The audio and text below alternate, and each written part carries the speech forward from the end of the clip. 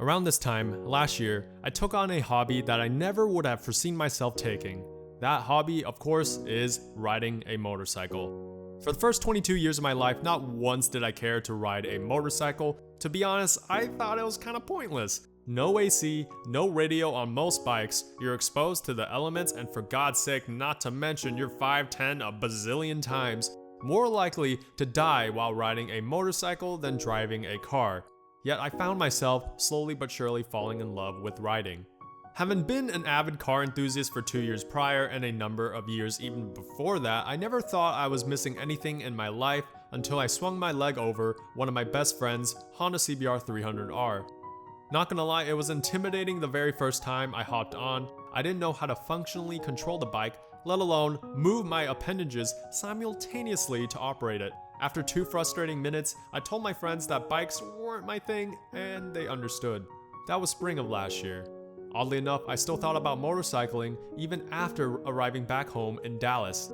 Soon after, I began watching YouTube videos on how to ride a motorcycle, then researched days on end about which bikes were good for beginners.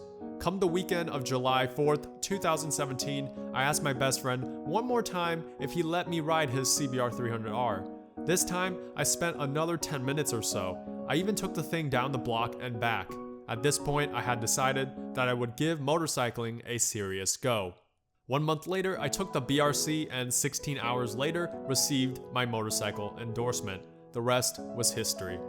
As I reflect on this past year, I have had a handful of embarrassing moments that I could share with y'all, but I'd rather just talk about my accidents and have you point and laugh at me.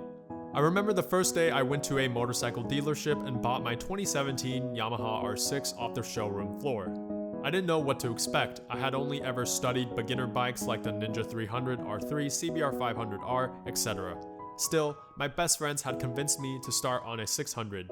Sadly, not even 1 hour into ownership, I dropped my bike while turning just outside a gas station. I could make all the excuses in the world about how a lady came out at me kinda last second while looking at her phone, but ultimately I should have straightened my wheel and then slammed on the brakes. I remember just thinking, God damn it, I just bought this damn thing and I already dropped it. I was embarrassed, pissed, and it ruined the mood for me the rest of the weekend with my pals. They could tell that I wasn't having fun. Fast forward to April of this year, I had my first real accident when I was exiting a U-turn off a service road. At the time, I knew my rear wheel had kicked out from underneath me while I had a slight lean going, but I didn't know exactly how that happened. I had assumed, after having my rear tire plugged up at the dealership, that they didn't properly inflate my rear tire. However, I've come to realize that it was actually me hitting the rear brake rather hard while turning, since I didn't brake properly beforehand. Had I known about trail braking, maybe, just maybe, I wouldn't have crashed. So to those watching, ride within your skill, steadily improve, and be willing to trust your bike. As far as regrets go, I don't have many, not even the fact that I started on a 600cc. I'd say my only regret would be that I should have started on a used bike as my first bike. That way, I could have learned how to properly maintain a bike, ride a bike, and modify the crap out of one without much worry. Starting on a $12,000 toy was pretty unnerving. I mean, if you guys think $12K is pretty cheap, then more power to you. I could have saved myself so much heartache and money if I had committed to a used bike purchase. Finally, the thrills. They were endless. Every time I really got on the throttle, it was just pure adrenaline. Every time another motorcycle would do that biker wave, it made me smile. Every time someone else on the road would go hooning with me, it was awesome. I was introduced to a whole new world of bike culture, and it was great. The people that I've interacted with, the handful of bikes that I've ridden, all of that was an amazing experience. I know it sounds rather cliche, but I finally understood why so many bikers say that riding a motorcycle gives us the ultimate sense of freedom. I shared these experiences with you all so that hopefully one of you daring car enthusiasts will give motorcycling a try. Despite all the naysayers, we live in a day and age where automotive enthusiasts are few and far between. In the coming decades, we'll have mass-produced autonomous electric cars and even electric automatic motorcycles.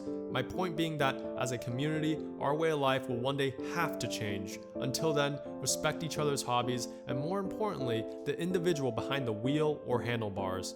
Too often we have a toxic rivalry between car enthusiasts and motorcyclists, whether it's name calling, throwing out stats about which one is superior, and dissing one another's passion. In the end, we have more things in common than not. So if you take anything away from this video, it's that you can be both a biker and a car guy. I'm sure as hell proud of it. And I'm forever grateful to have been introduced to this newfound passion and wish I would have started sooner.